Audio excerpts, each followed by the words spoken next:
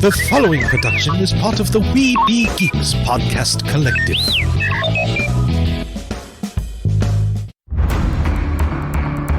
From days long ago, from uncharted regions of the universe, comes a legend. The dream that came through a million years, that lived on through all the tears. It came here, the Fandom Nexus. Fabulous secret powers were revealed to our host as he plugged in his microphone. I have a podcast! Here he is, your Spider-Pan, Jeremy.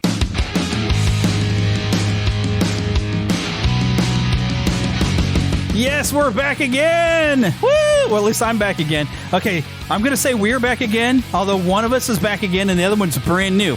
I did mention last show, we're going to do something a little new, a little something exciting, a little something different. Things are happening around here. You're about to, I bet, let's see if people can guess your voices. Okay, no, they wouldn't know your voice. But, so, I'll set this up. I got kind of an interesting message on Facebook by people I used to go to church with. They said, hey, can our daughter come and intern with you? And I was like, intern? I'm not really a business, am I?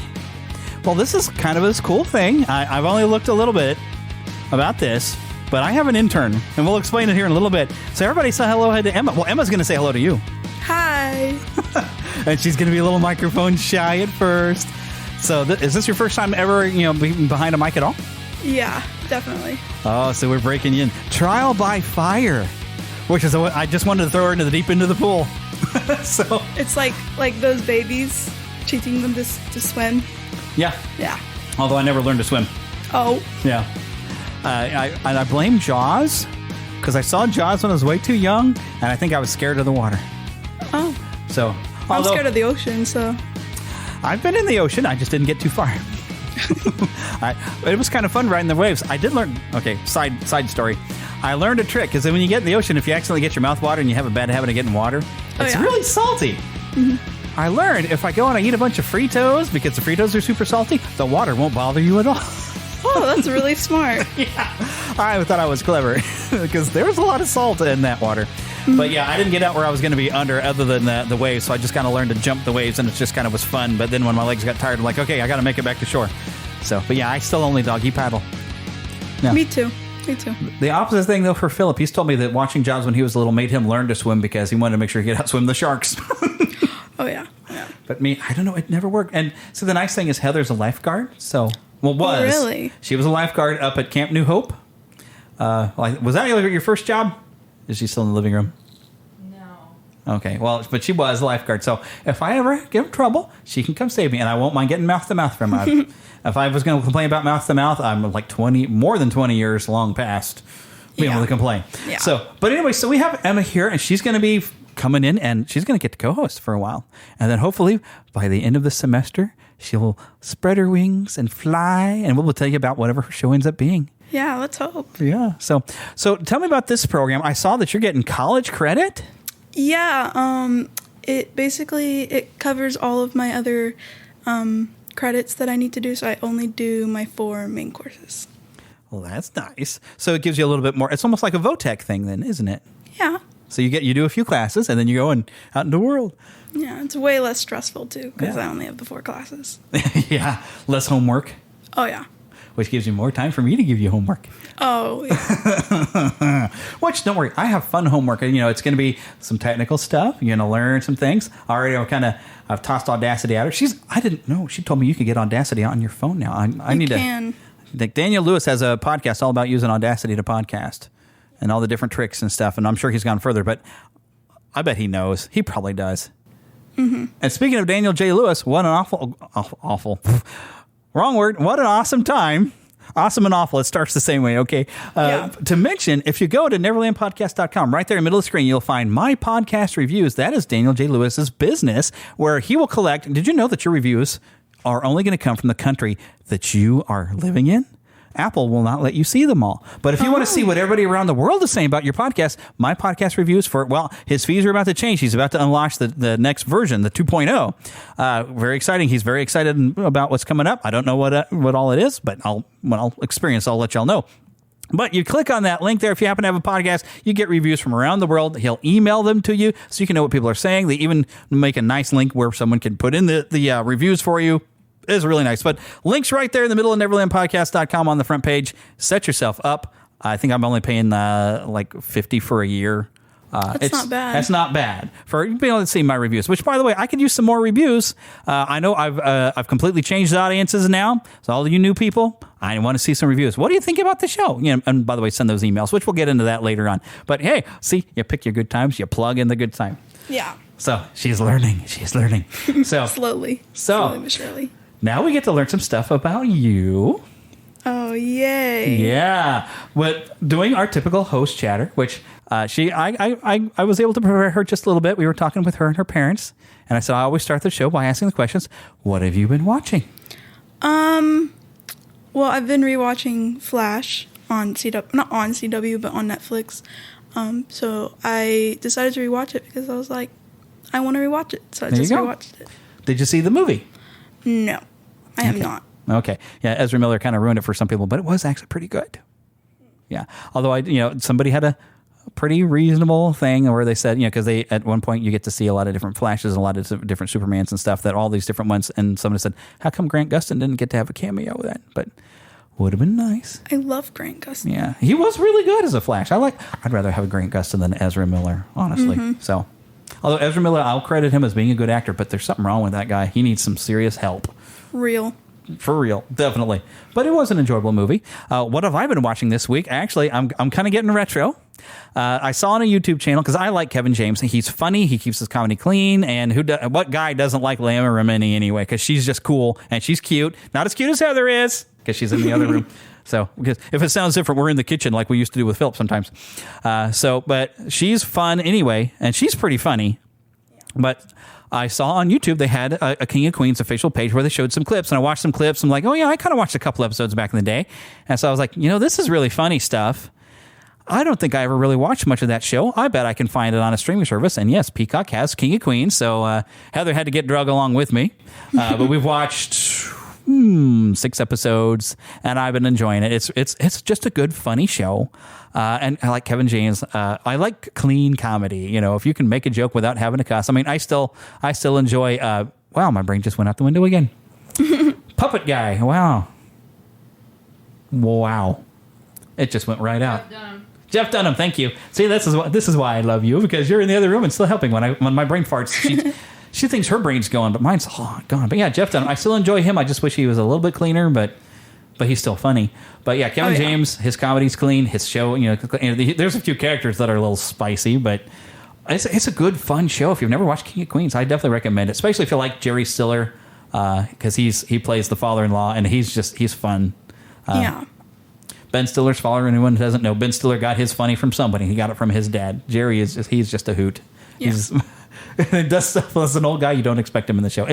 So I've been enjoying that. Other than, of course, we haven't watched Fairy Tale all week, because we've been trying to watch Fairy Tale, but I'm reading the manga. Oh, which I forgot when we were doing our intro music to say what we're going to talk about today.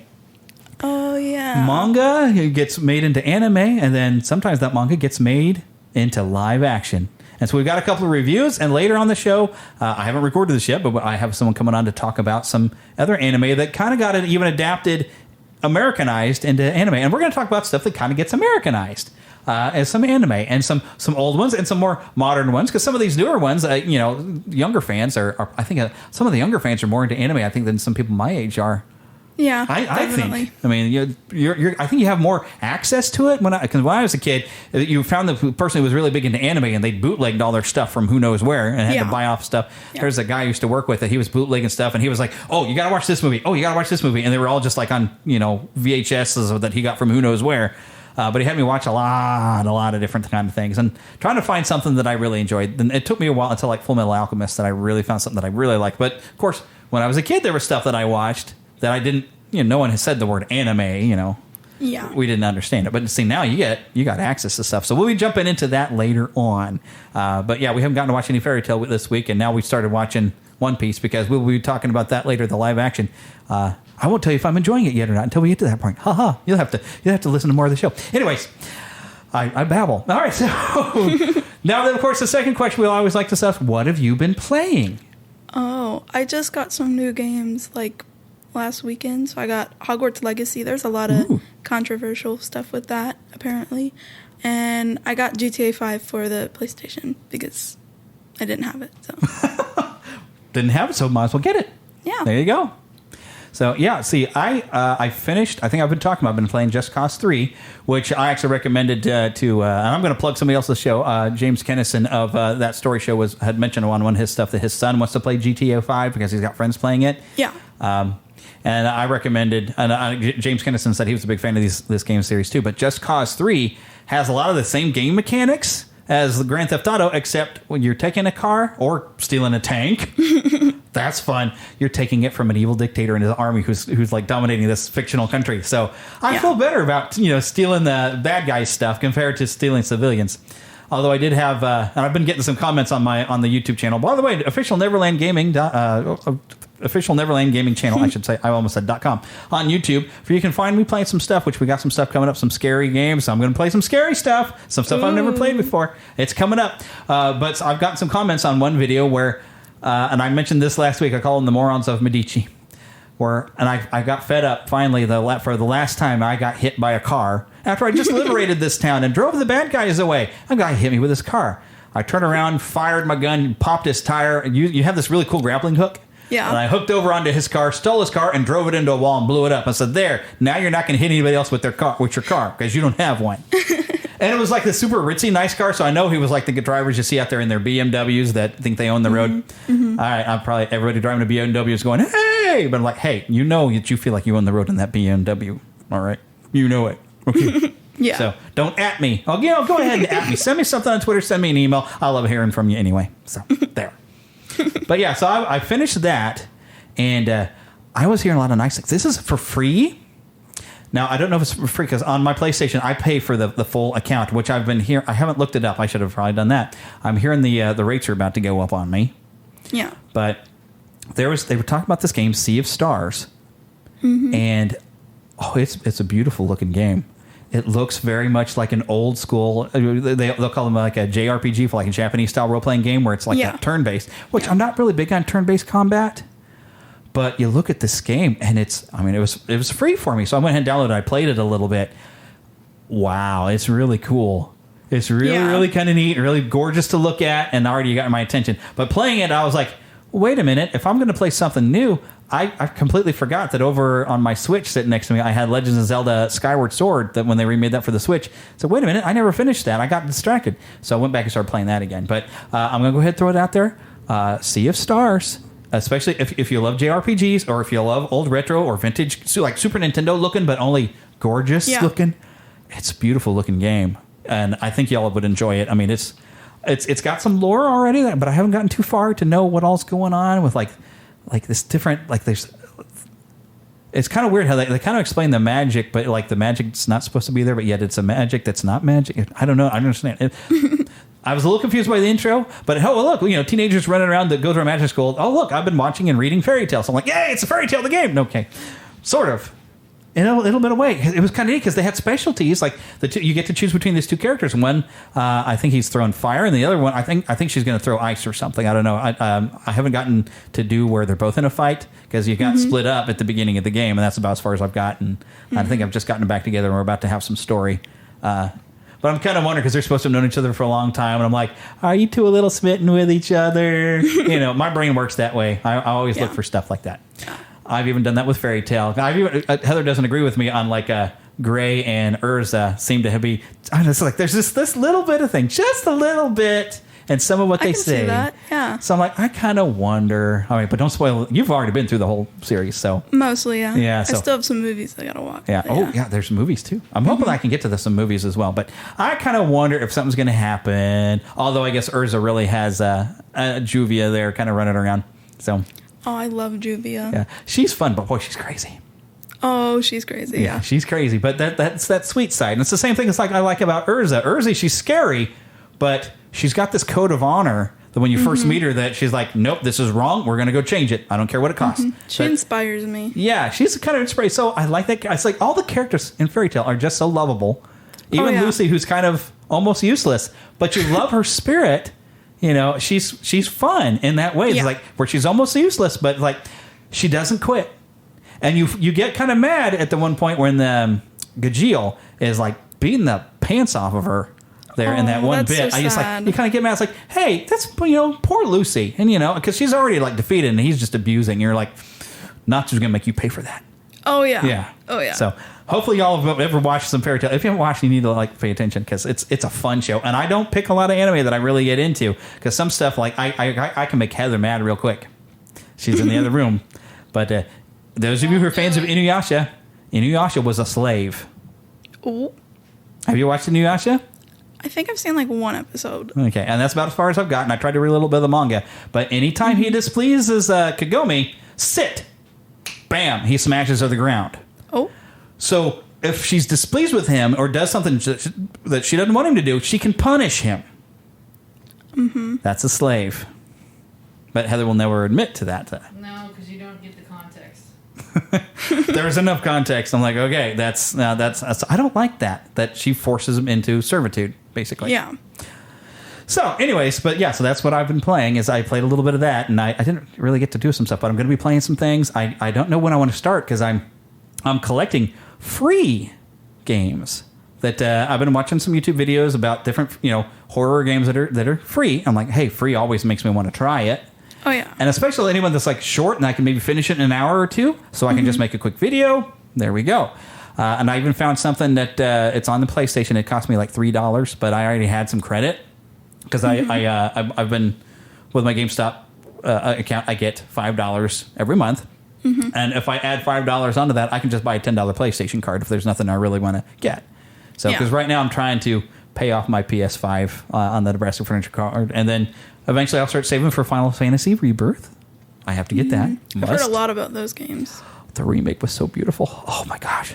And I even played the original, but I had never finished the original back in the day. I have played through it now because they re-released it, but I went ahead. I got the remake. I was looking so cool. I was like, oh, plus, so you're going to get some backstory too. Most of the people already know this, but like Aerith is one of my favorite video game characters. Her and Link are my top two. Mm-hmm. So, and when I was playing the original and I was reading in a gaming magazine that Aerith was going to die, I stopped playing. I said, no, I can't deal with that. I love that character. And in the remake, she's even better because she's got a voice. She's very well acted. And they were able to give more of their personality. I'm like, oh, she's just awesome. I just love her to death. And if they kill her in the next game, I may be coming to find Heather's like, they killed her. I thought they would maybe find a way around it. And I see a way around it because there's a guy who's supposed to be dead that he's alive. And I'm thinking, well, he's going to track and he's going to follow because his old friend Cloud, and he's looking for Aerith anyway.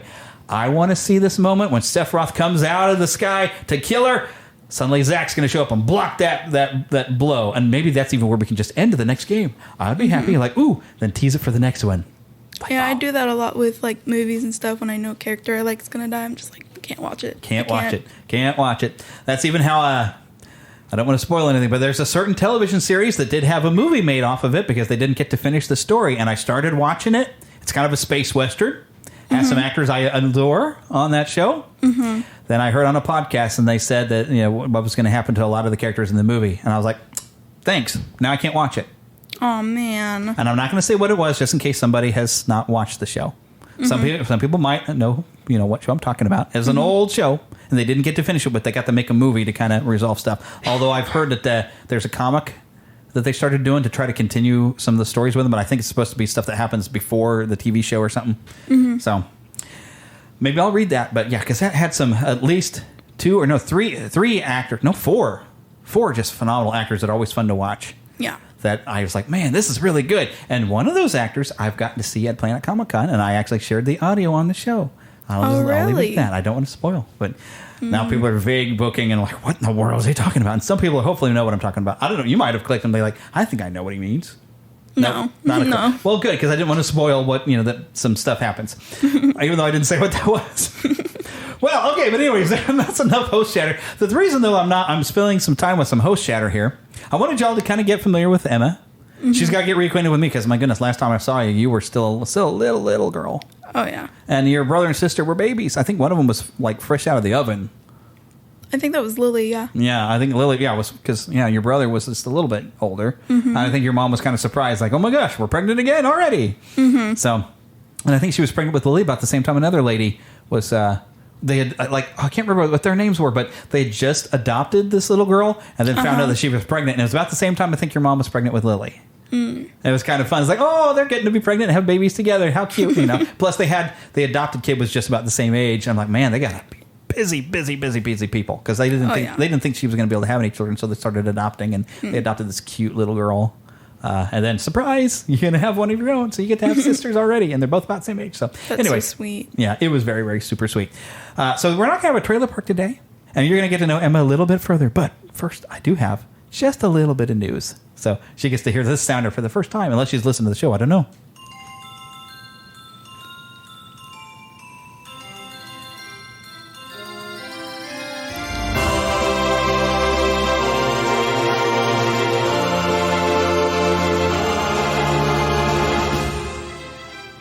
Spanning the Disney and geek universe to bring you the best in comics, toys, movies, and entertainment.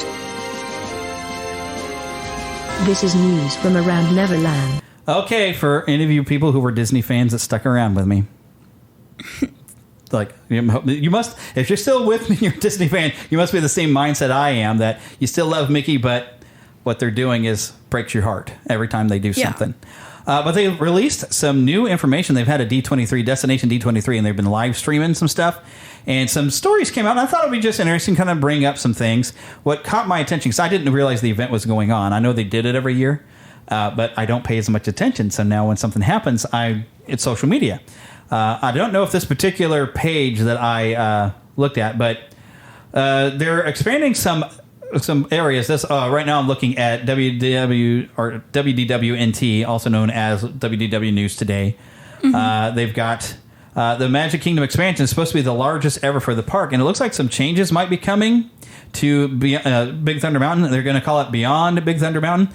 It says here, first announced last year at D23 Expo 2022, many new ideas were being considered for Beyond Big Thunder Mountain project, including lands themed to Coco and Encanto and an entire area dedicated to Disney villains. While still possible, it is plausible that Encanto is no longer on the table, with the concept now being proposed for Dino Land USA at Disney's Animal Kingdom, which Encanto would not make any sense at all in Animal Kingdom. So I'm glad they sound like they scrapped that. Plus, that movie wasn't very good. There, I said it. I didn't like it. Coco, I loved.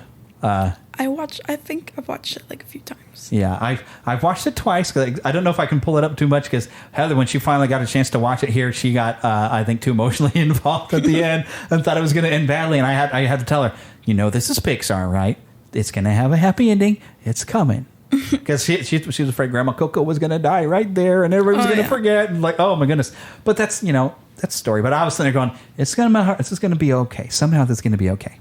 So, and we might actually do a feature thing. I don't think I'm going to get her to do it. But if those who listened to Mary Howell when she came on for Blue Beetle, because I wanted to get a Latina's perspective on Coco, and I said, well, we should do like a rewatch and we'll talk about it. She's like, no, I don't want to have to cry again. I was like, okay. So we'll see if I talk her into it and have her fun, because she was a lot of fun to have on. But a land themed around Coco might be a good idea, but I would actually be more interested in an area themed to Disney villains.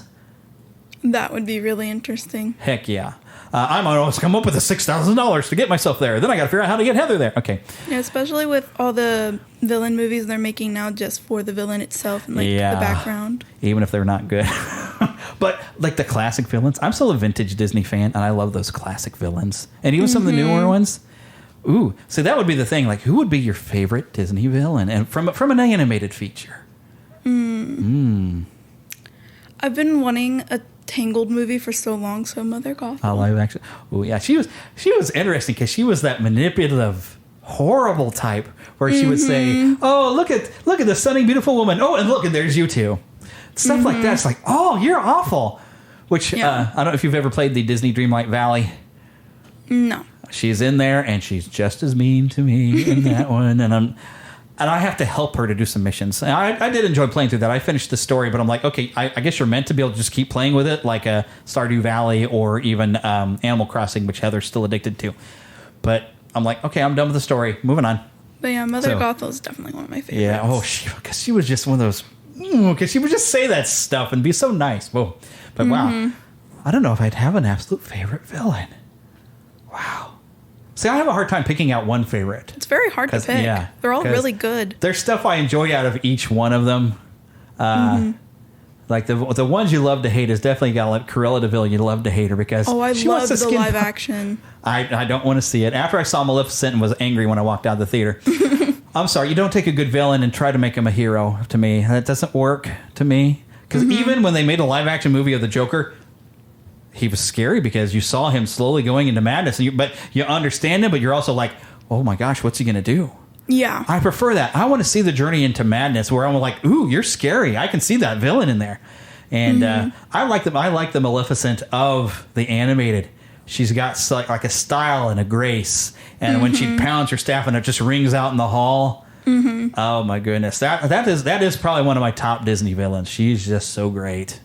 So yeah. But I'm kind of more of a like modern because still my favorite movie's got to be Beauty and the Beast. Oh, I love Beauty and the Beast. And Gaston, you have to love Gaston because he's like that likable, nasty jerk.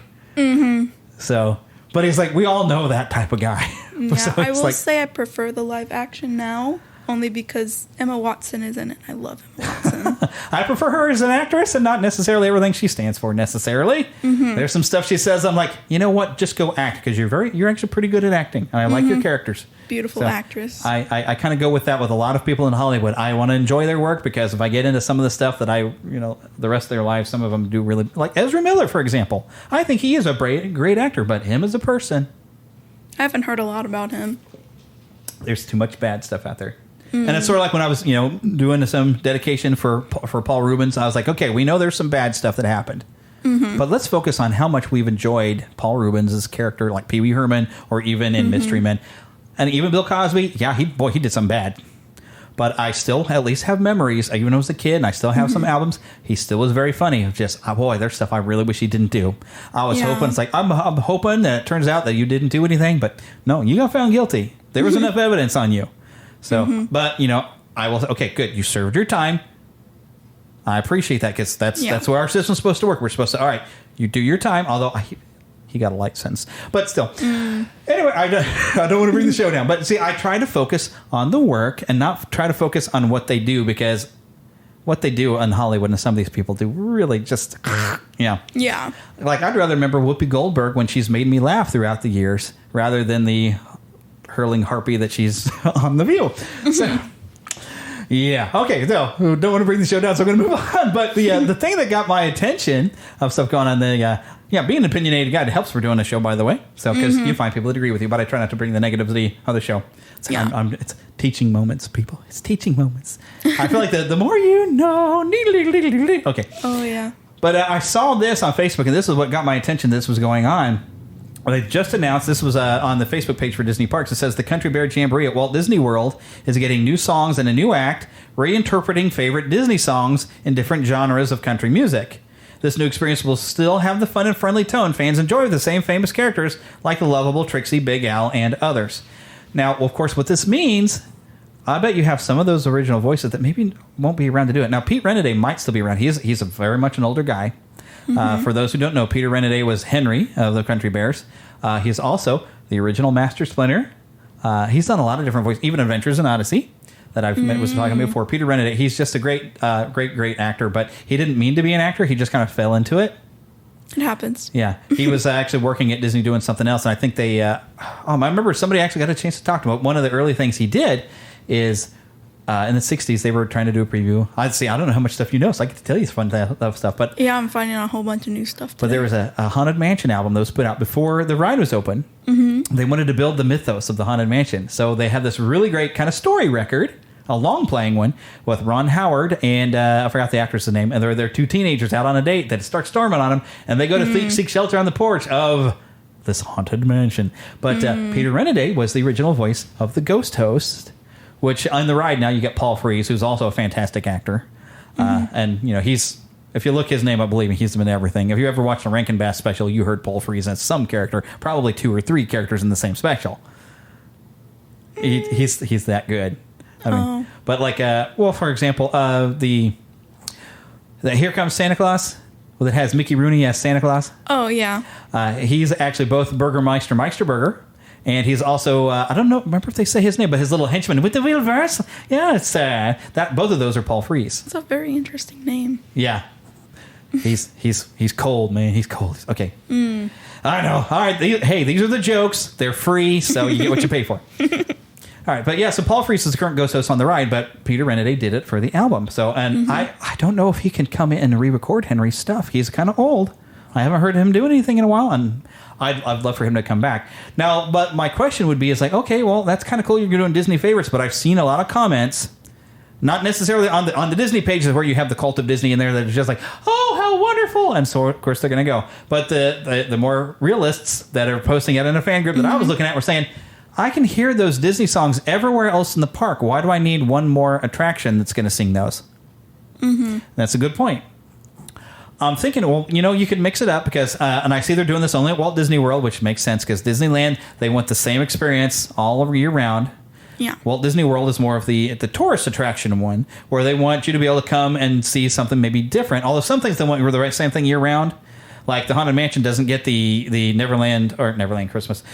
Nightmare Before Christmas. Neverland Christmas might be something we do this year. I don't know. But the Nightmare Before Christmas overlay doesn't happen at Walt Disney World, only at Disneyland, which that is up now. And you can watch videos on YouTube, by the way, if you want to watch. Because I did watch because I wanted to see the new Gingerbread House. And they brought back a melting wax character that was part of Rolly Crump's ideas. So, and it was just like, I don't know what you're talking about. I'm just going to nod.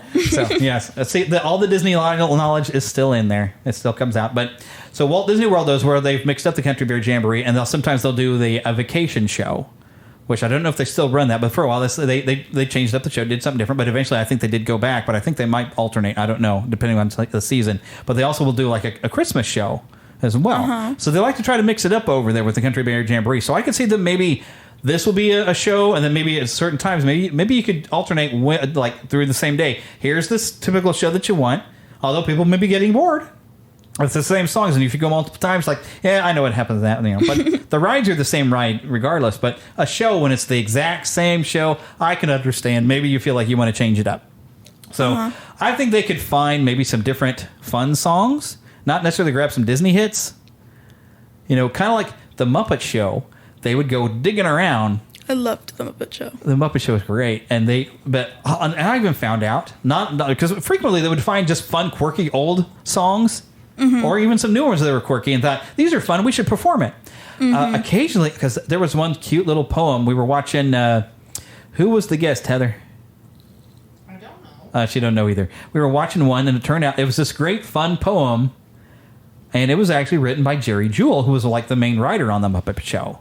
Oh. So I was like, oh, wow. And it's a really clever, cute, fun poem. I was like, wow. So I did notice, like, occasionally he wrote some songs that they did on the Muppet Show, too, that were just fun. And to me, always, a lot of the voice of the songs of the Muppet Show come from, golly, I lost his name, too. He gets a cameo in the Muppet movie. He's there playing the piano. He was an old rock star from back in the 60s. What? Williams? Paul Williams. Thank you, Heather. Yeah, Paul Williams. To me, he's like the singing voice of the Muppets, mainly because he wrote a lot of the songs for the movies back in the day, and he's super talented. But now I've got to consider, hey, Jerry Jewell actually wrote some of those quirky songs you'd hear. But I'm thinking, the Country Bear Jamboree has had all these funny, kind of quirky old country songs that they'd find somewhere that they were actually legit songs, and or they would bear up some songs, or they would write a few things. I think that if they have some creative talent, they should be able to write some new, fun, quirky songs, some new original songs. To see that. That would be cool. Because I'm sure somebody around there still got to have some imagination. Golly, I hope so. It's Disney. You better have some imagination. That's what Disney is for. Yeah, even though they haven't been proving it lately, I'm sure it's still there. So, yeah. But, use some imagination, come up with some more fun, comical songs. I think they can do it. Speaking of Muppets, my sister recently has been calling me Kermie as a nickname. Okay. I don't know where it came from, but she started calling me Kermie, and I think it's really funny. Sinister grin now on my face. So it's time for Emma to now learn. Okay, you know what the defining factor of the Lost Boys are? No. Nicknames. They all have nicknames. Oh, they do. Yes. But now, it says in the books, though, women don't become Lost Boys. Girls are too clever. They don't get lost. But we have lots of pixies, and we love our pixies, and we let pixies have nicknames, too. And guess what there, Kermie? You just selected your official Pixie nickname. Oh, man. So now we will refer to you either as Emma or Pixie Kermie. Pixie Kermie. Yeah. Do you do a pretty good Kermit the Frog? No, I wish. Yeah. How did you get nicknamed Kermie? I have no idea. No idea. She just started calling me it one day. And she's like, I'm going to call you that. I was like, okay. Okay. I'm Whatever. Kermie. I guess I'm Kermie now. Now you are officially allowed to go, yay! Yeah, she referred to me as that today when we were at the store, and my mom was like talking to me, and she turns around and she goes, no, her name's Kermie. And I was like, oh, my name is not Kermie, but okay. She's cute. She's a bundle of joy. Well, see, it's good. You enjoy your younger sisters and stuff. That's the fun. Having an older brother is difficult, but Well, see, I was the youngest, so I mean, yeah, having an older brother, I will say, was, yes, difficult. But I'll I'm leave the it at middle that. child, so. Yeah. I'm 46 years old, and I'm talking about Muppets and toys and Disney. So, I mean, I don't know. You're never too old. Never too old. Walt Disney used to say that an adult is just a tall child. Yeah. There you go. Yeah. We can still learn to it, and that is how you keep young at heart, is you still enjoy stuff you enjoyed as a kid. Now, the one thing I miss about, I don't want Heather to feel bad. I don't mind that we don't have any children. It would have been fun, though, to have some kids to share some of these things with. Oh, and yeah, if you're a for sure. parent, when we talk about these old stuff, I beseech you, share them with your kids. Your kids will probably love some of the stuff you loved as a kid. In fact, like Philip has his nephew Freddie, who just loves old movies and like Back to the Future and stuff like that. Because Ooh, I need to watch that. You've never seen Back to the Future, huh? I think I watched as a kid, but it's like one of those things where the memories kind of just seeps through. Oh, see? See, that would actually be kind of a fun little episode as you get a chance to watch some old stuff. Yeah, because my mom used to watch it all the time. See, there's a lot of old stuff. It'd be fun to have you watch and then come back and tell us what you thought of it. Yeah, I See? should start doing that. We can get the young person's opinion. What's the modern teenager think about some of this stuff? Yeah, There that's you go. really See? smart. Speaking of fun stuff, see, I wish I could show you that. Well, I could try to show you the picture, but you're not going to be able to see this very well when I try to do that. That bends back really far. Yeah, that's unfortunately it doesn't like do the flip and turn like another laptop. But so Gary Goddard, who's been a guest on the show before, he was the director of the Masters of the Universe movie from 1987. I don't know if you've seen that or not. Nope. Okay, Haven't that heard might of be it till something now. fun. Although Heather can't stand it, and they made some mistakes. Maybe some people who wrote the script probably should have maybe not sent them to Earth, but I think they wanted to ground it. Plus, it gave you a chance to have Courtney Cox and I forgot the guy's name who eventually ended up on the Star Trek series. Courtney Cox is from Scream? From Friends, Scream, Scream? and yeah. Oh, yeah. I grew up on Friends. Okay, I was about to say, you going straight to Scream. I'm like, that's telling. We know something about you now from Scream. Yes. Have you watched like the old Scream movies, or you mainly the newer ones, or? I've watched a few. I have to find the rest, but I want to watch the first one. Yeah. See, I only ever watched the first one because it was making fun of that type of movie. But then now they've become what they made fun of by continuing to make sequels. I'm like, yeah, now you're just making scary movies, because the first one is actually kind of funny. Because they kind of make fun of the stuff, because I'm not into slasher movies. If I watch a horror movie, I like suspense, and I love old stuff. I'm actually pretty excited, although it's not really a horror movie. It's a mystery, but it's kind of scary. This A Murder in Venice, A Haunting in Venice is coming up. That's an Agatha Christie coming this weekend. I'm pretty excited about that. Ooh. Plus, I love the actor. Oh, wow. You went blank again? It happens. The older I get, the more I blank out. But he was in Harry Potter and the Chamber of Secrets. He was I love Harry Potter. Gilderoy Lockhart. It was that actor. Oh, him. Yes. I didn't like that character. Well, you're not really supposed to, but he was so good at it. But he was funny. He's a great actor, great director. I've seen him play Henry V in an old movie, Henry V. Oh my goodness. Good stuff. But he is playing Hercule Poirot, one of Agatha Christie's detectives in this new movie. So I saw him and I'm like, ooh. Plus it's got oh wow. What's her name? She was I love her mainly. Of course, first thing I saw her, she was a Bond girl in I think Tomorrow Never Dies. She was like this Chinese agent. She was pretty awesome. And then she was in Crouching Tiger, Hidden Dragon. And she's most recently been in she was the star and I think finally got an Oscar for I haven't seen it, the Everything All at Once movie. She was the lead in that. Oh, yeah. She's in this movie too. So I'm like, oh, there's at least two people I really enjoy. She's a really good actress. She's so cool. So Very I'm like, good. oh. So they're both in this. So, but I like suspenseful scary and not blood guts gore scary. I go back and forth. I'm okay with horror sometimes. Yeah. Depends on my mood. And what's weird about me is I will not go to a horror movie typically or anything, but yet I'll sit there and play Resident Evil and it's blood and stuff. But I just got one of those games. I do love those. So I'm weird, but I think what's the difference is I'm in control and I'm fighting the evil. And if you watch some other stuff, you can't do anything. I like games like that, Resident Evil, The Last of Us, things like that. I love those games. Where I can do something about it. I can fight back. I don't have to be the victim. I'm fighting the horrible nastiness. Yeah. The thing that's about Last of Us, though, is so depressing because you see humans going so bad. It's like, I don't want to see the humans turn on each other. So it's like, that's depressing to me. I love the story behind it. I think it's Especially very interesting. that first one. I didn't play the second one because I found out what was going to happen. I was like, I can't do that. I played both. I finished both games. Yeah. I didn't want to watch what was going to happen and then have to play as the person that did it. Oh, it sucked. It sucked having to watch that happen and then play. But it's another era thing. I really, it was interesting because he's such a flawed character. Joel is just really, because you find out in that first game he's kind of done some unsavory things, but you feel like he's having a bit of a redemption arc. But then by the end you find out that still he's kind of selfish. But yet you understand him, why he makes the decision he does, because you played through the beginning and you cried at the beginning of that game. Oh yeah. Because of what happened. You totally get it. So, that's one of the reasons I did not watch that series, because I'm like, I've been through this. I will play the game again if I want to. I don't want to have to, watch a series on it. But yeah. I can talk about The Last of Us for hours. Oh, yeah, it was good.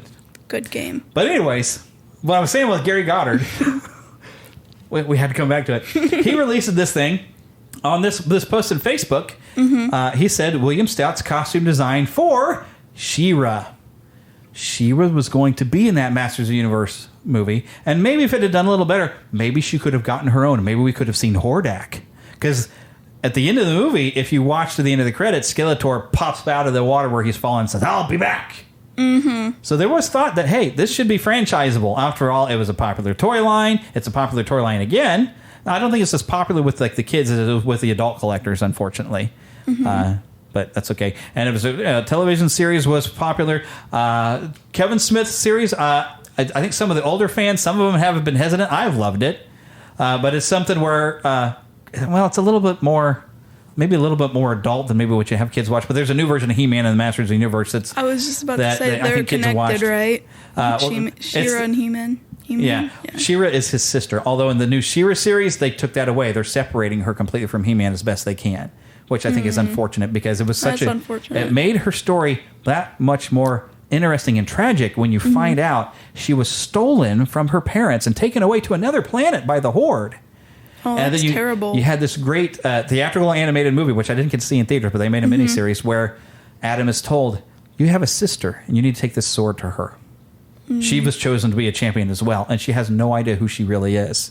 Oh, that's sad. And so you have this great thing where when she finds out who she really is, and she learns all that was stolen from her, and now she's become the champion of Etheria when she becomes She-Ra, and she's the most powerful woman in the universe. And that is a really good storyline. It's a great story, and they sacrificed it. So I did not watch the new one because they wanted to go a different route, but and I was like, you've lost the heart of what She-Ra fights for. As all her stuff was stolen, yet she chooses in the original series to stay on Etheria because she's going to fight for these people. Plus, she's fighting against the people that took her away from her family. But they give an opportunity where she gets to visit and get to see her parents again. And it's like, because they thought she was long dead. They had no idea what had happened to her, and they never told Adam, you had a twin sister, because they were both babies. Yeah. So they just never realized. And the sorceress is the one that's like, by the way, I have a job for you.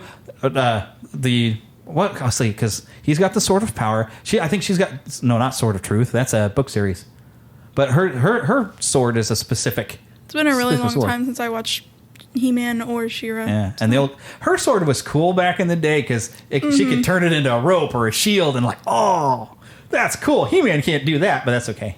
Yeah, it was just one of those shows that would pop on, and I'd be like, oh, interesting. Yeah, but she could have almost been in the movie. And what's neat is if you follow him on Facebook, he put some pages of the script of what was cut.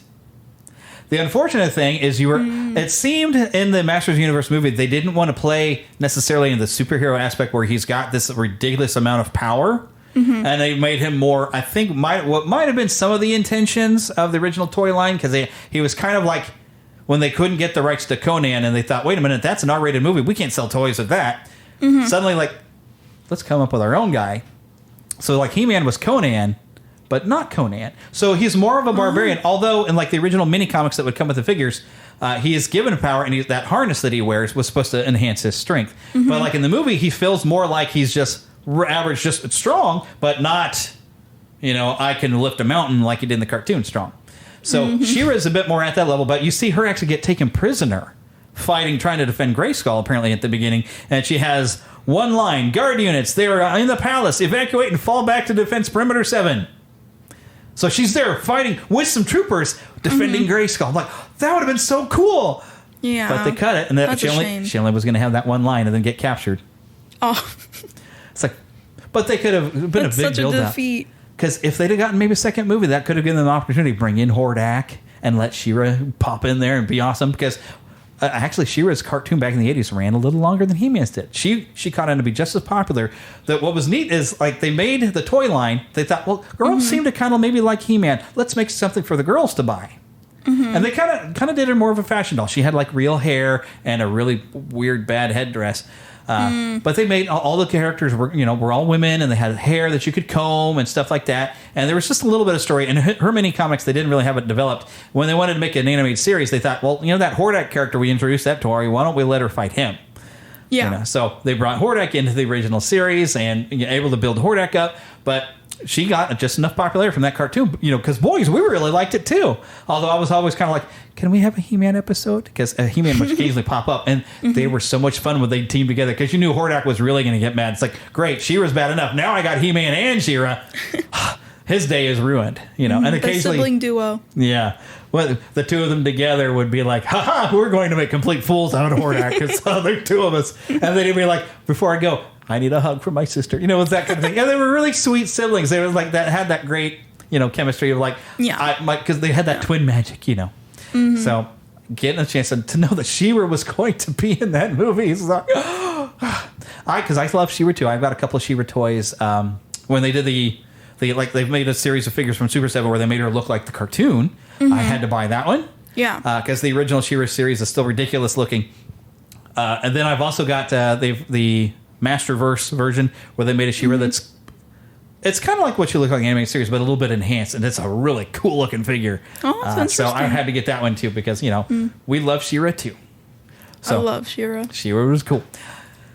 Alrighty, now, but that's all I really had for news. I haven't really dug up some stuff. I didn't do my research this week. I'm sorry, folks. But I do have. Wow, we've already gone 47 minutes because I've been just battling away. That's what I do. But I've got to make sure I hit the right button. Intro, news. Let's see. What is that one? That's the trailer park. We don't have anything for the trailer park, but I do have. Yeah. Oh, want to see a movie? Yeah. Any good? It was bad? I'm fuzzy on the whole good-bad thing. My eyeballs could have been sucked from their sockets. I like it a lot. The best movie ever made. A Fandom Nexus movie review. I'm kind of wondering how much recognition of some of those clips you had. Maybe one or two. Maybe one or two. You probably know more. Well, maybe you don't. If there's some clips in there that you didn't recognize, so I'm gonna have you watch stuff because you'll probably like it. Oh yeah, you're definitely gonna have to get me to do research. Although one of them I think was from Dumber and Dumber, and I didn't. Maybe I need to watch it again. But like the guy who directs and writes those, he does like gross out humor stuff. I didn't really care for Dumb and Dumber so much. I love humor movies. Yeah, I like humor, but not gross. Vomiting is not funny. Okay, no, it's not funny. It hurts. Yes. So, and then there's also a clip from a movie I didn't, because I don't like Will Ferrell there. I said it. There's a clip from Talladega Nights that I just thought because I was looking for stuff that was from movies, and you notice how I sequenced it together to make it almost like it fits together, like a conversation. Yeah. It's like, yeah. So, but my movie review, this isn't even a new movie. This is tied into what we're going to talk about here. Did you watch the live action Alita Battle Angel? No, but I heard a lot about it when it came out. Yeah, I remember it coming out, and I don't think it did as well as they maybe had hoped in theaters. And I think what weirded people out is for some reason they decided that Alita needed to have anime manga eyes. Oh yeah, I saw a lot of stuff about that. And it's like, it looks so weird. It's like, I'm sure your actress would be just fine with her normal eyes. We didn't need to do the weird stuff. Because if you're going to do that to her, and you don't do it to anybody else, it makes her look weird. So... but I was at the library a few weeks ago. I found, I think I was looking probably for the fairy tale books, or I think I was just looking over there. I don't know. I don't think I grabbed any fairy tale books because they didn't have like the first ones and stuff. But I saw one, like a hardcover of an Alita Battle Angel book. And I thought, okay, well, I'm curious what this was about anyway.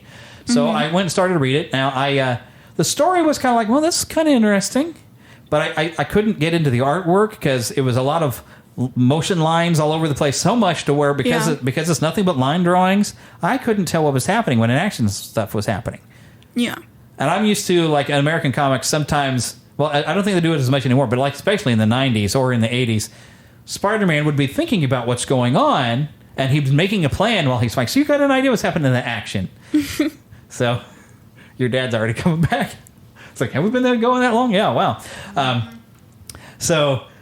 I couldn't understand what was happening, so I was like, I don't really want to read this, and I got some of the fairy tale books, and like I really have enjoyed the anime of fairy tale. And when I find one of them, I'm like, I want to go read the manga and see what's different, which is something we're going to mention later. So I was like, I want to read some of these just to see. But I thought, well, maybe if I watch the movie of Alita Battle Angel, let me see if I can find it somewhere. And yes, it's on Hulu, and so you can watch this. Oh, I probably should. Yeah, and it's not bad. I actually think some of the story, probably because they have less time to get more story in, I felt like the story was developed just a little bit more than what the manga had given me, and I got more in touch with the character, and I liked the character better as presented in the movie, and I understood more of her story, and so it was really good. Plus, the manga is super, super violent and gory. When something does happen, there's been head splatters, and so because it's a PG-13, there's some implied violence, but you don't necessarily see, as bad as it did in the manga. Yeah, no, I saw the trailers for when it was coming out, and I was like, Yeah, and good. I mean, it's kind of got that style, because one of the things that when they adapt to a live action movie, they want to get that slightly over the top anime style, but they want to ground it a little bit more for American palate. And plus, with live action people, if you get too ridiculous, it doesn't flow well. But it has that big action feel when stuff happens. So it was a lot of fun, and it really has some good character growth. The only complaint I have is it didn't, when we get to like what I call the final boss fight, because I'm a gamer, the big bad went down real quick, and then she pointed who her real enemy is, because she's learned who the real problem is, and basically at the end she's like, you're next. End of movie. Interesting. Yeah. But I've heard a sequel is in the works. Really? Yes. Which is why I was like, okay, so apparently it's done well enough, and they have hopes with it, and apparently the manga was pretty popular. So we have a chance of this. I don't read becoming a lot thing. of manga. I just watch the animes. Yeah. You might like some of the manga. You have to read the books backwards. But oh, yeah, I know that. Because the main thing, though, is in Japan, the manga and the anime, they are not going to divert. Or unless they happen to, the anime gets ahead of the manga, because manga doesn't necessarily come out as frequent as it should, because you usually have one person who will do that entire story. But if they get ahead, they'll come up with their own stories. That's why you have two Full Metal Alchemist series, because you have one that they kind of diversion did their own kind of story entirely, and then when the manga finished its main run, they said, well, let's go back and we'll do a Full Metal Alchemist Brotherhood, and we'll go back and we'll tell the story as the manga did it, because it was completely different. But most of the time, it's the same thing. And I've tried to find stuff in the manga. I was like, oh, hey, Heather, did they do this in the anime? She's like, yes. I was like, oh, I guess I didn't remember that. Okay. So I've been trying to find stuff that was different. I think that we found one little thing that maybe had a little difference. And what was fun, though, is some of the characters that they're off to the side, they give a little backstory on some of that in some of the manga. So it's worth reading. You get a little bit of extra character stuff that you don't get to see maybe in the main stories or on the anime. But for the most part in Japan, they'll keep it straightforward. But now, as I'm going to talk about One Piece, now have you watched the live action One Piece? No, but I'm getting there. I've been super busy with school stuff. And you've watched the anime though of that, I think. Me and my brother were actually talking about it the other day, and I was like, I'd love to, but there's so many episodes. You got to start somewhere, I guess. Yeah. I might start watching. I watched one episode of it. I know Heather really liked it. It looks really good. So, interesting thing is, and I've watched, and I probably should have rewatched, I've noticed now there's a trilogy of Full Metal Alchemist movies that Japan made. But it's really hard to put that entire story into like one movie, and you have to watch it. I think the first one I thought was subtitled, but they've dubbed like these other two. Maybe they dubbed the first one, I just don't remember. I feel like I need to watch it again, but I've noticed there's two other movies, so I'm going to watch those. But they really had to adapt a lot to try to fit it. So, but when they adapt to an anime, they stick it straightforward. But I don't know if it's like going for American audiences, although I guess Japan made this. They make a lot of changes. And while we were watching this One Piece series, which here's my review on that, although I thought it was a movie, it's a series. There's 8 episodes available on Netflix. I've been binging. I haven't finished. Is it good so far? I love this. It is so much fun. The characters are fantastic. You'll love them all, which I think is part of the thing from the anime. Probably everybody loved it because apparently this is a worldwide phenomenon. I heard Emily Rudd's in it. I don't know who that is. She's from, I've seen her in one movie, and it was like a Stephen King movie. That's probably why I didn't see it. It's like a series. Okay. I loved her. She was really good. I haven't watched much Stephen King. I'm not a huge fan of him, necessarily. I don't read his books. I listened to the audiobook of It because I was curious what the real deal was. But I think the only ones I've watched, I remember watching Firestarter when I was a kid, and I've seen the Tim Curry It. I've seen it so many times. And as me and even my cousin, because we're old, we're like, we got Tim Curry. We don't need the new guy. because Tim Curry. He's just great. So that's a great last name. Because it's a food. I've never eaten that. I know. Have you ever had curry? I don't think I have. See, one of these days I'm gonna have to try curry because I keep hearing about it. Because you listen to Harry Potter audiobooks or whatever. Because I've read some of them, but listened to audiobooks. But they're always talking about curry. What is it? All right, if you're having to be British, could you please email us and tell us what curry is? Because I don't know where to get it. I could probably look up a recipe and I'd probably mess it up real good. So, but anyways, sidetracking away. But yeah, so One Piece, I have not really recognized any actors in this. I don't know any of them, which is great because I can respond to them just as their character. But they're all likable characters. Even the villains are interesting. Now, Heather has mentioned this one character, Buggy, who's basically this clown pirate. I've seen a lot of videos about him. She says he's really annoying. So I haven't found him to be annoying in this series, but he's really a nasty bad guy. But he's an enjoyable bad guy. He's interesting. I love like the ones that are kind of cocky about what they do. Right. They're very good characters. Yes, a good cocky villain. Especially you want to not like them, but you're like, Like even one character that popped up there. There's this dude. He's like. His name's almost like Dracula, so I thought maybe they're going a vampire theme with him. But he wears like this big cross. So he's like a priest or something. But it's like Dracula Needhog, which I was like, Needhog, I like the game, which is like a sword fighting game. If you've ever, I think it's free to play if you're on that thing. But he's got like this big sword, and he's supposed to be one of like these 7 pirate lords, and he's like. Bad news when he shows up. He's just so interesting though, and he's like this cocky. But he has like this honor respect thing you kind of get because he beats a character bad. I don't want to say and spoil anything. He wins the fight, but you can tell he spares him because there's respect, and he even tells him, "Come back later and try again." Ooh. So it's like there's this respect, and there's like this honor among thieves pirate guy. It's like I like him. He's a good villain, but he's not completely evil, but he's interesting because he's definitely going to be an antagonist. He's definitely going to be a problem, but he just has that. And but all the characters are just really, really great. Even the guy, the lead actor that got to play Yuffie, he's just so much fun. Oh, he looks so sweet. And I've seen so many videos and pictures of him. Yuffie is a great character. I really love him. Because he's sweet and he's got that naivety that he really doesn't have an idea what pirates really are. Because he thinks it's about just having adventures. It's like, no, you realize all the other pirates you come across are very bad people.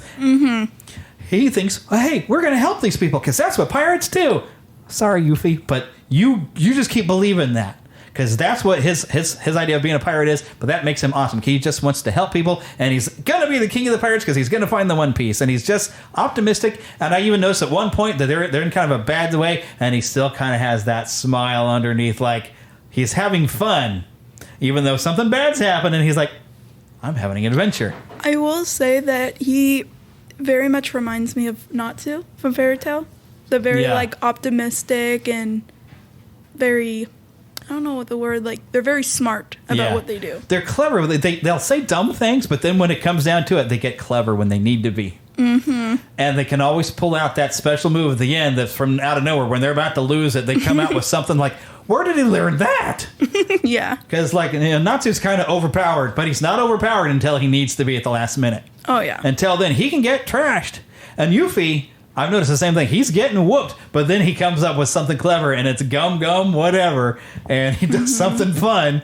Except for he's lost. I saw him flat out defeated, and that's why it's great. I love what his concept, his crew, is more like my friends, my crew. Yeah. You see it. You see his idea of piracy is very different the way you see other pirates treat their crew, where they're kind of scared of the captain. He's like, "These are my friends." They're like, "These are my crew." That kind of mentality, and I've really enjoyed that. And I don't know how similar this is to the anime. I kind of would like to watch some anime of it. I only watched like one episode of it, and I just didn't get going. But I've really enjoyed this. I'm definitely recommending. But now Heather has frequently been talking during the show like, well, they changed that, and well, that's not the way that's supposed to be. She's been saying stuff. I'm like, well, could you stop? Because you're kind of accidentally spoiling what might happen for me. I do that sometimes. I was like, this is a new experience for me. Let me experience the story. We'll come and watch the anime later, and I'm sure we'll have fun watching that, and we'll watch that in Fairy Tail some more. But I need now to I'm just rewatch watching. Fairy Tail again. I need to finish it. Yeah, I need to come back. I haven't watched it all week, and like The concept of like them being a family is just so sweet. To me. Yeah, and that's the thing is that's what I love about Natsu is you mess with one of his friends, that's when he gets super mad. Because the other time wants to fight, it's more like he wants to prove he's better than you. But then when you hurt his friends, now he's upset, and that's when he's going to destroy the entire building you're in. Oh yeah, he's the most destructive force. He's going to level the building. He's just so much fun, but that's what all the characters just have, that great noble quality. That's why I love all the characters in Fairy Tail, and that's what makes a good story on this. Is other than having a good story, having good characters that you care about what happens to them in the story. I also like that some animes they make the main character to where it's like they're lovable and they're not dumb, but they have their moments. Yeah, flaws. Every great character has flaws. Are you listening, no one's Disney? Perfect. Yeah. I guess if you make a perfect character, then you bore people. My mom likes to think she's perfect. Yeah. Oh. Well, that's because she's a mom, and she's like, you. Listen to your moms. There you go. And I know your parents are awesome because I've known them for a while anyway. So, yeah, we can greatly. Yeah, not that because like at least at least your dad's. I don't know if your mom was walked back in, but not because they're in the room, but they're awesome people anyway. So, but yeah, so that's part of what makes that One Piece. I'm highly recommending it, and it's very different from the original adaptation, and we're going to talk about some adaptation with John Losh later here in just a minute with Voltron and probably even some Speed Racer, because there was a movie of Speed Racer. Voltron! Yeah. Love Voltron. So that's coming up. But you'll have to wait to hear from Emma next week. She'll be back. I will be. But I've got to move to a new section that I haven't even recorded yet, so... Yep. So stay tuned. I think, you know what? This is a good time for me to break to commercial. Yeah.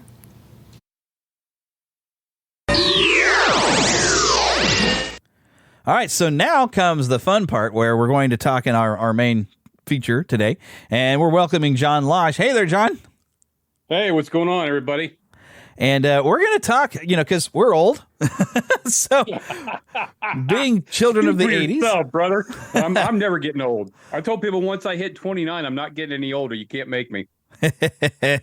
Well, every birthday they say, how old are you? And I say 29 for the whatever time. And they go, no, really, how old are you? And I go 29 for the, if you want to know, do the math. I'm not telling you. There you go. And I'm still just a big child anyway, I am the pan, which means I never grow up. I just get taller and fatter. Although I've lost some weight, so that's pretty good. The medications are working. So, but yeah, we're both. Well, I'm mainly. I know I'm a child of the '80s. You might be a bit more of a child of the '70s and '80s. Yeah. I was born in '69, so I grew up in the '70s and the '80s. So, but it's still within the '80s. Where in 1984 we got from World Events Productions Voltron, 2 versions of it. Yep. Which is, it's interesting because you would have grown up in the era, and you even mentioned that you were around for Speed Racer, which I don't know that they were showing that much of it in the 80s. I think that was mainly in the 70s. But it's like anime hadn't fully crossed over, and it used to be really hard to get a hold of. I mean, people I used to know of in the 90s that were big into anime were having to bootleg VHS tapes from conventions and stuff. So, yeah, maybe we can talk about Speed Racer next time. Yeah, the only familiarity I have with Speed Racer is I saw the movie. Okay, no, I watch the cartoons all the time. My goodness. Around the same time I was watching Voltron, so But what's kind of cool about this is you had it's a bit of a fun stuff with shared actually with me. So this was founded, the company, World Events Productions, was actually founded in 1980 by Ted Koppler, who was the son of a St. Louis businessman, and he was a KPLR TV founder, Harold Koppler. That was the father. Now, at least in 2016, I don't know if this is still there, But so my intern, Emma, her mother showed me a picture that somebody had sent her in St. Louis. They had like this statue of Voltron. Oh, really? I didn't know that. Yeah. Now, I don't know if it was a temporary, hey, cool, we did this thing, because it was like a full color kind of thing. So I was like, I don't know if it was put to be a permanent fixture. And I wonder if they kind of put it, right outside this old TV station, because I guess it was the big TV station that started carrying it. Because Ted Koppler, he wanted to bring some anime in there. And the main thing is he worked with Toei Animation and grabbed like the Beast King Go Lion and Armored Fleet Dairuger. And I don't know if I'm saying this right, because Dairuger is a weird word.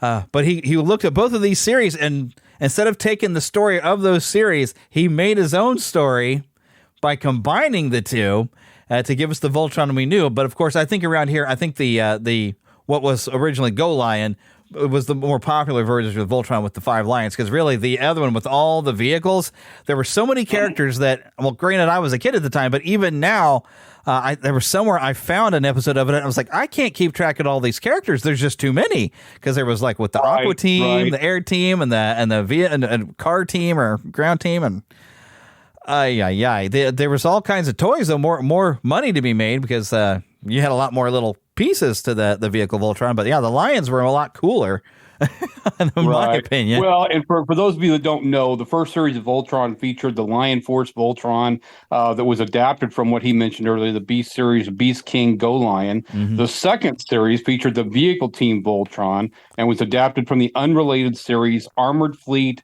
Dairuger XV. And then 15, maybe, I don't know. And then you had Voltron. You had Voltron from 1984 to 85. You had Voltron: The Third Dimension from 1988 to 2000. Voltron Force from 2011 to 2012. Voltron Legendary Defender 2006 to 2018. There was a TV special, Voltron Fleet of Doom in 1986. And then Voltron Defender of the Universe was the top-rated syndicated children's show for 2 years during its original run, and it had ended up with 3 follow-up series, and plus the line of toys. Yeah, and they keep trying to reboot it. Yeah, and basically what it was this good group of space explorers who were commissioned to fight evil by coming together with their different parts to form this giant robot called Voltron. And they would fight all these evil forces throughout the galaxy and stuff like that. Yeah, and mainly the forces of Planet Doom, really. They would always try to invade Planet Eris. Sending Robeasts, these big giant monsters and everything. And the one thing that always got me, and even when they started re-releasing these on DVD and I was watching it, it's like, you know what? I never really was bugged by it when I was a kid, but as the older, I was like, why are we bothering fighting the Robeasts in the Lions? Why don't you just form Voltron, get that blazing sword out, and go to town? Yeah, there you go. They always had to build up to the finishing move. but I tell you, with the research that I did, the thing that impressed me the most that I never knew back then that I know now, because once we talked about this just yesterday, I went in and started doing my homework here, was the fact that, even though this was kind of, something that a lot of people wouldn't remember from back then, the show Voltron, was that the people that played the characters had such impressive acting resumes. For example, Princess Allura and Minerva and Hagar was played by Betty Jean Ward, who was born in September 12th of 1944. She was an American actress and creator of the stand-up opera musical One Woman Show, and now started on, and then she was on the original off-Broadway series production of the Fantastics, and then she started her voiceover career with Hanna-Barbera's Jana of the Jungle in 1978. Oh, wow. She was Scarlet on G.I. Joe. Oh, cool. Dina Strong on RoboForce. And then she on RoboForce Revenge of Nazgar. She was Betty Ross in The Incredibles. And then she was Pinky and Pumpkin on the Pink Panther and Sons. And she was Betty Rubble in several various Flintstones productions. And then she was the Velma on several different Scooby-Doo movies. My goodness. Okay. And then you had, let's see, we've got Commander Yurak and Emperor Zarkon was Jack Angel, born October 24th, 1930, and he lived until October 18th, 1921. He was an American voice actor and radio personality that provided voiceovers for animation and video games for Hasbro, Hanna-Barbera, the Super Friends, the Transformers, G.I. Joe, and was involved in numerous productions on Disney and Pixar. And before his voiceover work, he was a radio DJ for stations KMBC and KFI. And the day of his death, a lost piece of 1980s paraphernalia that contained his voice as the lead role, being U.S. dub of the animated series Tugs, was discovered. That was a British TV series produced by Tugs Limited for Television South and Clearwater Productions Limited. And it was created by Robert D. Cardona and David Mitton, who previously produced the first two series of Thomas the Tank Engine and Friends. And the Tugs was set in the Roaring '20s, and it features the adventures of two anamorphized tugboats, tugboat fleets, and the Starfleet and the Z-Stacks, who compete against each other in the fictional big city of the biggest harbor in the world. And it was narrated by Patrick Allen, who does the voices of 9 other people. Savan, Shiro, and Lance was Michael Bell, born 7/30 of 1938, was an American actor most active in voiceover roles, video games, and animated series. The Legacy of Kane, the Transformers, G.I. Joe, Real American Hero. Wow. Yeah, the Hound Cats, Rugrats, the Smurfs, the Incredible Hulk, and the Snorks. And he actually appeared in the TV series Dallas and Star Trek. Yeah, Star Trek Next Generation. He's in the premiere episode. Yeah. And his wife Victoria and daughter Ashley are both actors. King Alfor, Corin, King Alfor and Corin was Peter Cohen, born 7/28 1941, was a Canadian voice actor notable for voicing Optimus Prime in the original 1980s Transformers series, and later voiced him in the live-action Transformers movie in 2007. And he was Eeyore in Winnie the Pooh. My sister-in-law is an Eeyore collector, so she'd love that. And then he was a Monterey Jack in Chippendale's Rescue Rangers, Carr in the Knight Rider series. Yeah. And he was the voice of the Predator. And then you had Hunk and Prince Lotar, was his Lenny Weinrib, was born 4/29 of 35 and lived until June 28th of 06. American actor and comedian, writer, best known for playing the title role in the children's TV series H.R. Puffin Stuff. And he also made an appearance as that character in an episode of one of my favorite classic cop shows, Chips. He was Grimace in the McDonald Land commercials. Oh, yeah. He had the title role in Inch High Private Eye. Yep, he was Scrappy-Doo on Scrappy-Doo, or Scooby-Doo and Scrappy-Doo. He was Big Mouth on the Smurfs, and he was the voice of Time for Timer on the ABC public service announcements in the 1970s. You had Queen Merla, which was Tresh McNeil. She was an American voice actress whose credits include Dot Warner on the animated series Animaniacs. I think that's what we know her best for. Yeah, its reboot. She was Babs Bunny. On Tiny Toon Adventures, Chip and Gadget Hack Wrench on Chippendale Rescue Rangers, Daisy Duck in various Disney media, and since 1999, she was on The Simpsons, Futurama, Disenchantment, Rugrats, and Hey Arnold. So you got a heck of a cast here. Yeah, I mean, when I started looking that up, I'm like, wow, this isn't just a cool memory from my childhood, but these people had quite the entertainment resume. And some of them are legendary, like Jack Angel is legendary, Michael Bell is legendary, Peter Cullen is legendary, Tress McNeil is legendary. I mean, goodness sakes. Yeah, absolutely. And like I said, I wouldn't have known those back then because I didn't, we didn't have the internet back then. Right. And so you couldn't just go look up the show or Wikipedia like we've done here. And everything. But, so then when I started looking up, I was like, whoa, how cool is this?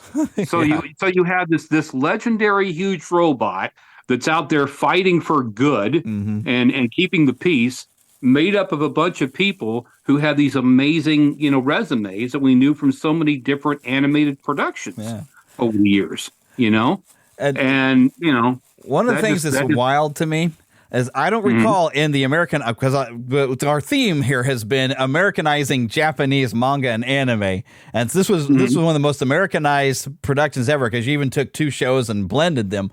But I don't think in Voltron they ever explained how the five lions were separated. But if you watch the first episode of Go Lion, which I did, it's on Crunchyroll for anyone who has it. You'll have to watch it subtitled though.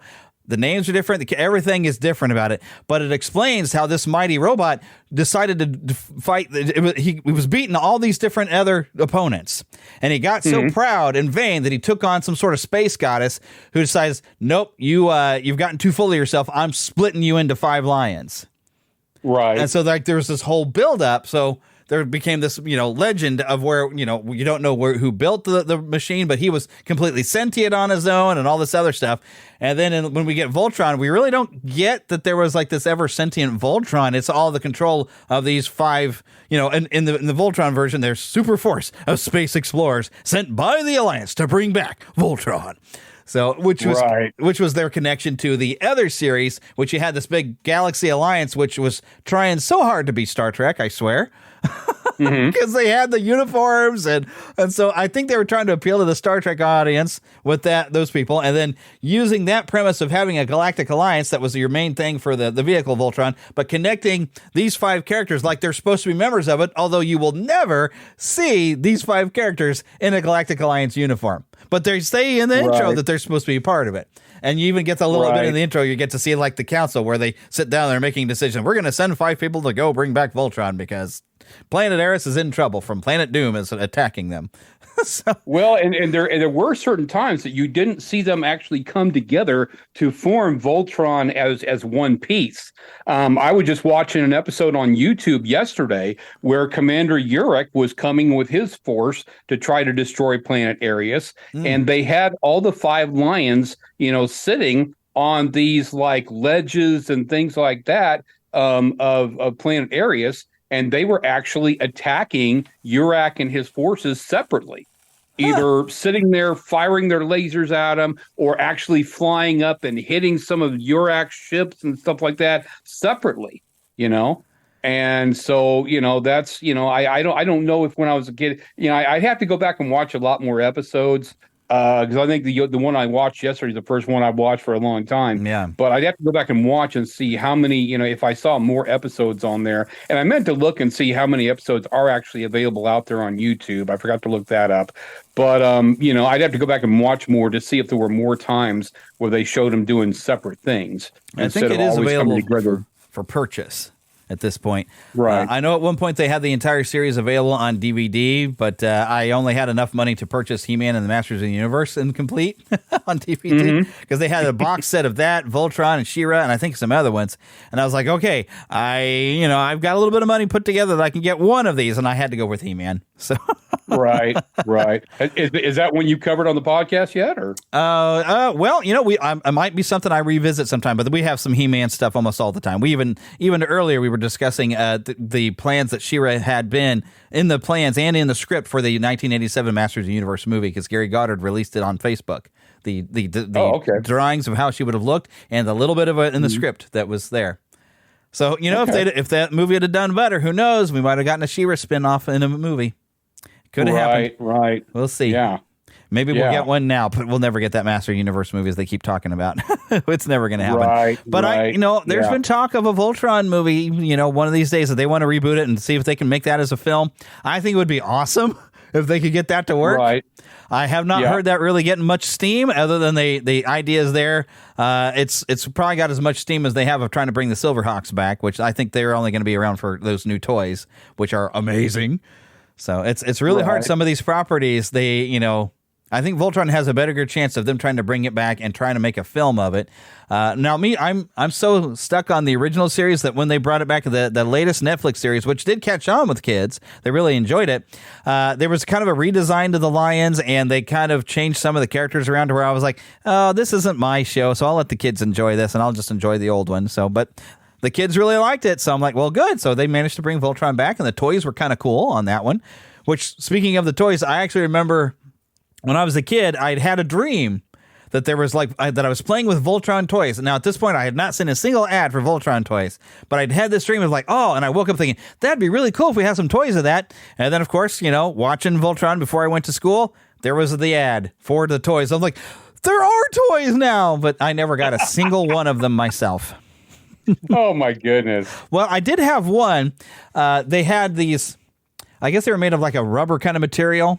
But I had a Voltron toy that you could kind of separate it, but it wasn't really flexible. So it had like the lions, and the head even came off for some weird reason.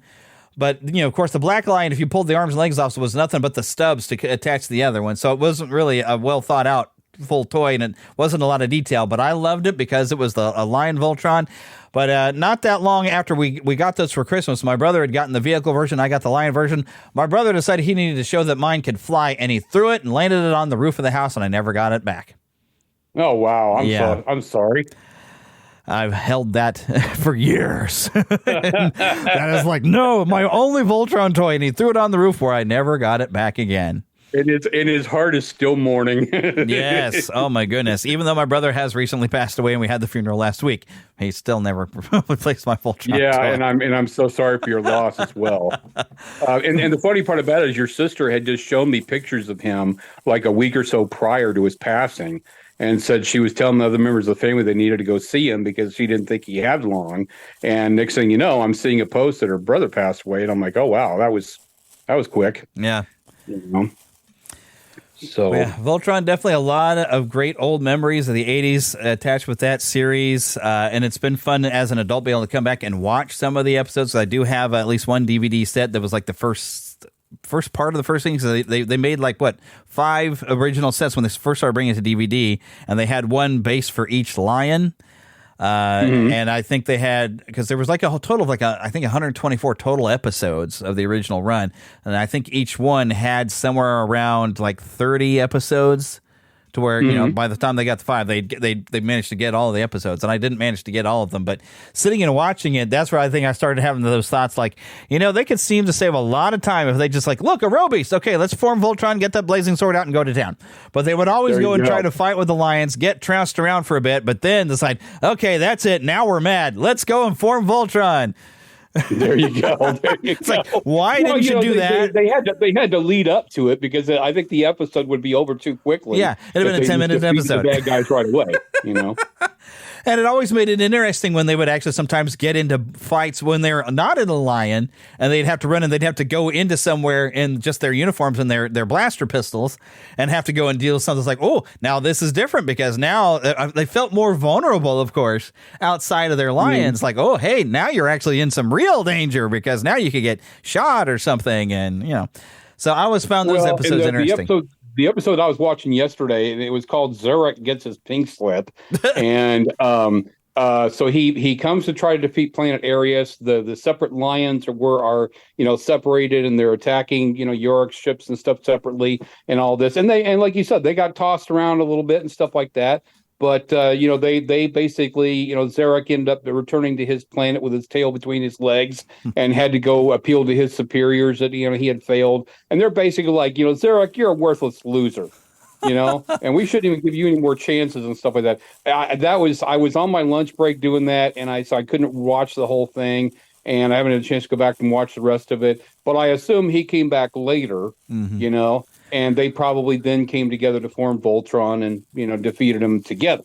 Yeah. I would assume that's where it would have gone. So now, was Zurek the guy that he had this weird eye patch thing or something that was from Planet Doom? Was that who Zurek was? I think maybe you're thinking of, I don't know if Emperor Zarkon had that. No, Zarkon didn't have an eye patch. he was King Okay, Zarkon. well- He had the crown, but he had a guy working for him other than Prince Lotor that he was like this.